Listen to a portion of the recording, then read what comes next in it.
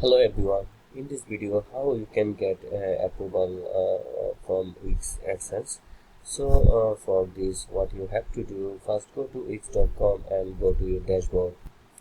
After loading your dashboard, what you have to do, from the left side bar, search for settings, then select it, and in the settings section, search for integration. Scroll down and you will see an option marketing integration. Select it. Now here you will see a bunch of options here.